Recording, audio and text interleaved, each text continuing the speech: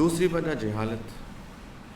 انسان اپنی جوانی پہ اتراتا ہے اور سمجھتا ہے کہ جوانی کے ساتھ موت نہیں آ سکتی، اور وہ بیچارہ یہ نہیں دیکھتا کہ اس کی بستی یا علاقے کی پوری آبادی میں مشکل سے کوئی 10-20% ہی بوڑھے ہوں گے.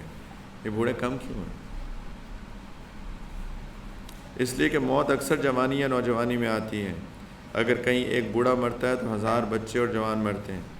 کبھی وہ اپنی صحت مندی کی وجہ سے موت کو دور خیال کرتا ہے اور موت اچانک آ جاتی ہے، اسے پتہ بھی نہیں چلتا کہ یہ تو دور نہیں تھی. اگر بالفرض موت دور بھی ہے تو اچانک بیمار پڑنا تو کوئی دور نہیں ہے، اور بیماری کی بعد تو موت قریب ہی ہے. ابھی صحت کووڈ نے تو یہ سکھا دیا سبق. ادھر بیمار 2 ہفتے میں اللہ کے پاس. اگر یہ غافل انسان یہ جان لے کہ موت کا تو کوئی خاص وقت مقرر نہیں ہے، دن میں بھی آ سکتی ہے، رات میں بھی، بہار میں بھی، خزاں میں بھی، گرمی میں بھی، سردی میں بھی، جوانی میں بھی، بچپن میں بھی اور بڑھاپے میں بھی. اگر یہ دھیان پیدا ہو تو انسان موت کی فکر سے کانپنے لگ جائے اور اس کی تیاری میں مصروف ہو جائے. لیکن اس سے غفلت اور دنیا کی محبت کی وجہ سے لمبی چوڑی امیدیں لگا کر بیٹھ جاتا ہے. ایسی غفلت کے عالم میں موت آ کر اسے دبوچ لے گی. جب یہ بات معلوم ہوگی کہ لمبی امیدوں کا سبب جہالت اور دنیا کی محبت ہے، تو اس کا علاج یہی ہے کہ دونوں اسباب ختم کریں. جہالت کا علاج تو یہ ہے کہ جہالت کو ٹھنڈے دل و دماغ کے ساتھ صحیح فکر کے ساتھ ختم کریں. اس طرح پاکیزہ نفوس سے حکمت کی باتیں سن کے ان کی اس کو ختم کیا جا سکتا ہے. بیٹھا کریں، سنا کریں. ابھی بھی پچھلے 2 دنوں میں جنہوں نے فکر سے سنا ہے وہ شاید 60% ہے. 40% ٹائم پاس.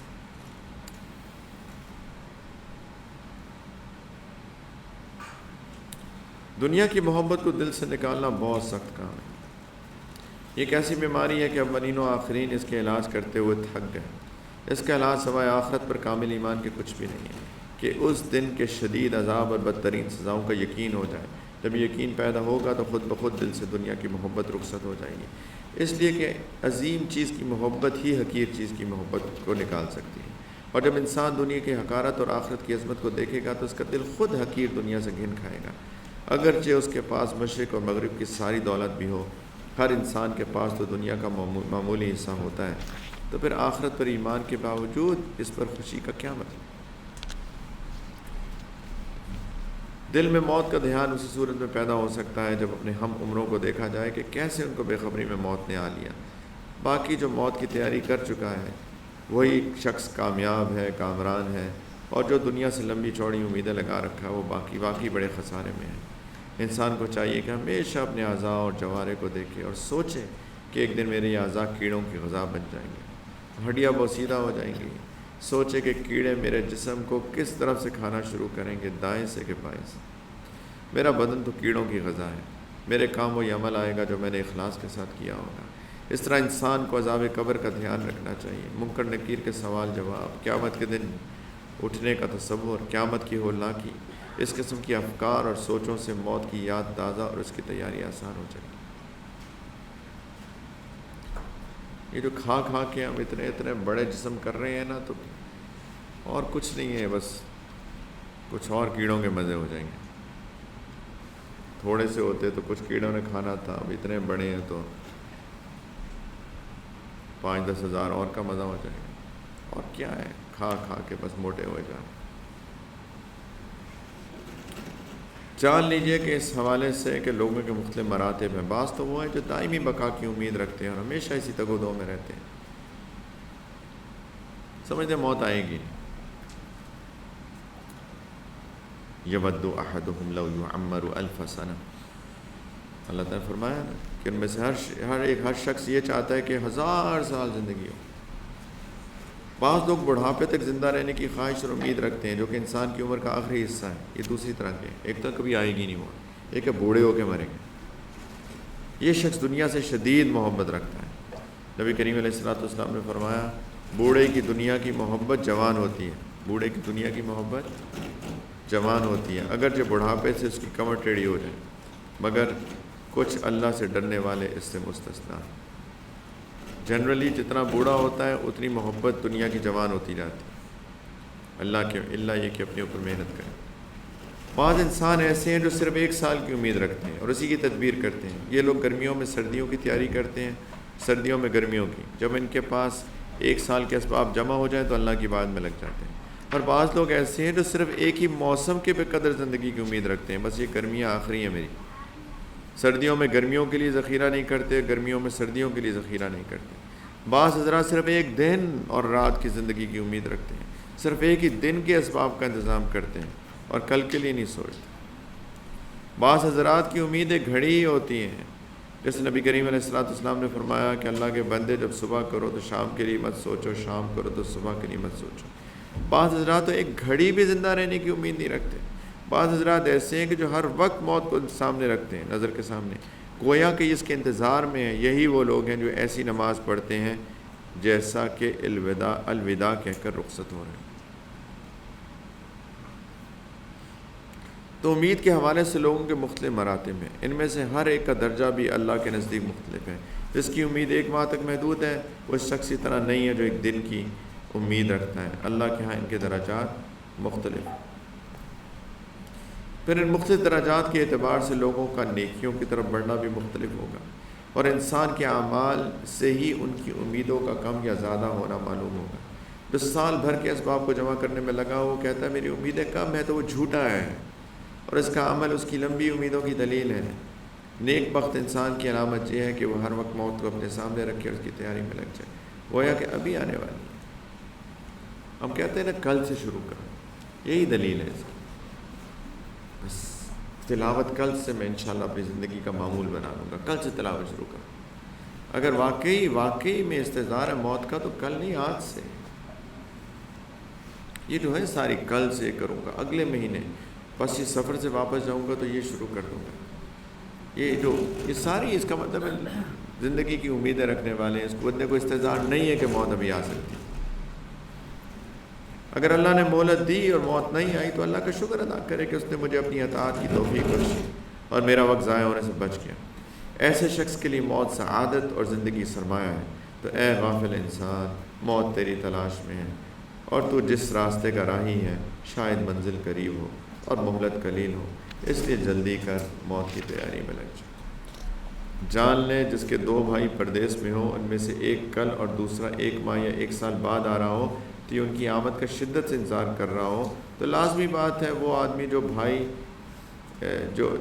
بھائی سال یا مہینے بعد آ رہا ہو اس کے استقبال کی تیاری نہیں کرے گا، بلکہ جو کل آ رہا ہے اسی کے لیے تیاری کرے گا.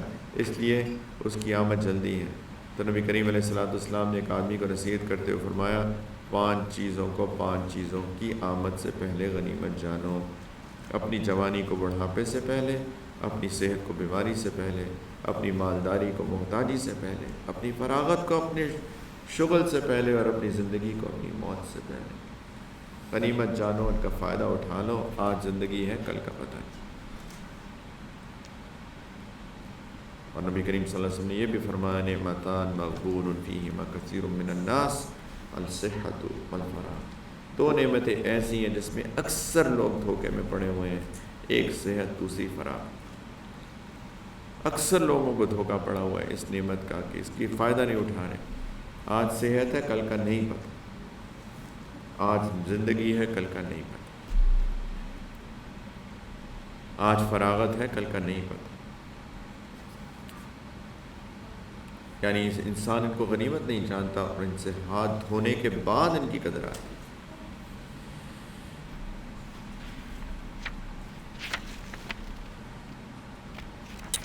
اور آخری بات کرتا ہوں بھائیوں، اس سے بات ختم کرتا ہوں. باتیں تو بہت ہے کرنے کی، کہ ایک چیز جو تزکیہ نفس کے وسائل میں سے ہے وہ ہے خدمت اور تواضع.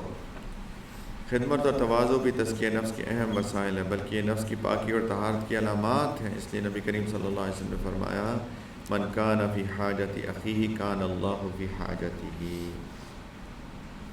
کہ جو اپنے کسی بھائی کی ضرورت کو پورا کر دے اللہ اس کی ضرورت پورا کرتا ہے. خدمت کی. اور اللہ تعالیٰ نے بھی فرمایا وَخْفِضْ جَنَاحَكَ لِلْمُؤْمِنِينَ، کہ اپنے آپ کو مومنین کے سامنے جھکا دیجئے.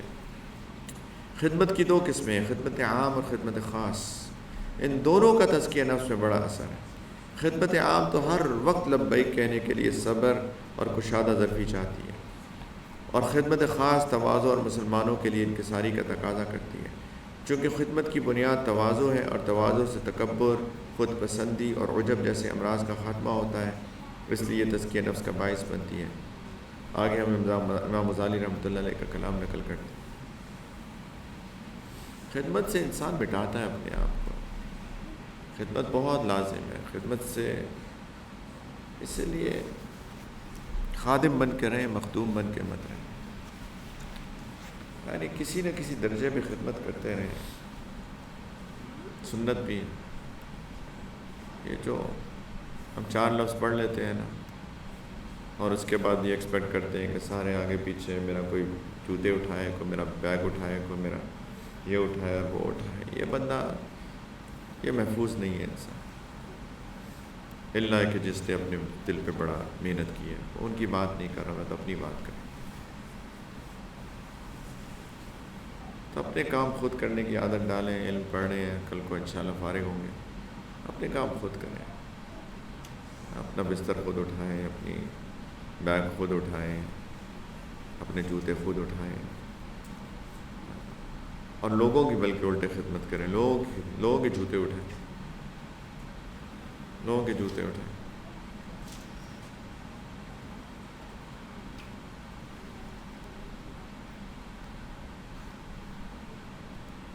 اس سے ٹوٹتا ہے انسان کا نفس، تکبر نہیں آتا، تواضع آتی ہے، لوگوں کی خدمت کریں، مالی خدمت بھی کریں، مال بھی خرچ کریں، اپنا وقت بھی دیں لوگوں کو، اپنی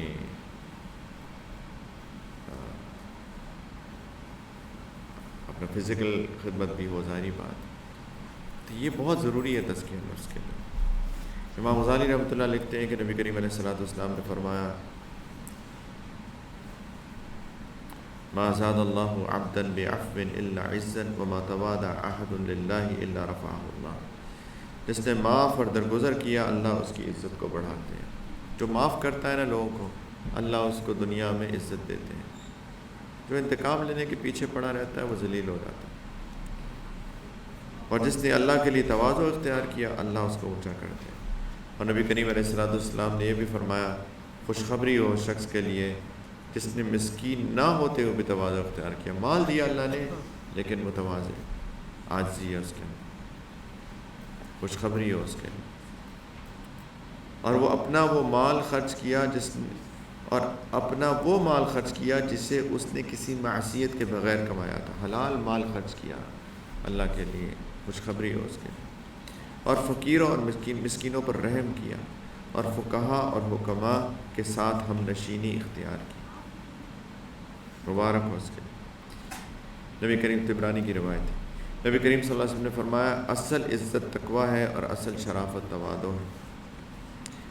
سیدنا فضیل رحمۃ اللہ علیہ سے پوچھا گیا، تواضع کیا ہوتا ہے؟ فرمایا، حق کے سامنے گردن جھکا دو، اگرچہ تم کسی بچے یا کسی جاہل ترین آدمی سے بھی حق بات سنو تو اس کو بلا چونو چرا تسلیم کرو۔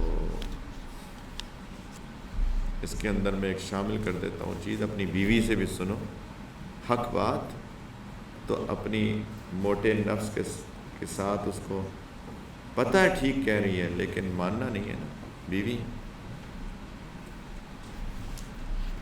تواضع یہی ہے، اگر بیوی کی بات حق بات نہیں سن پاتے نا ہم لوگ، بچہ نہیں حق بات کہہ رہے نہیں سن پاتے، اس کا مطلب ہے کہ وہ شخص متکبر ہے، اور یہ تو بہت خطرناک بات ہے۔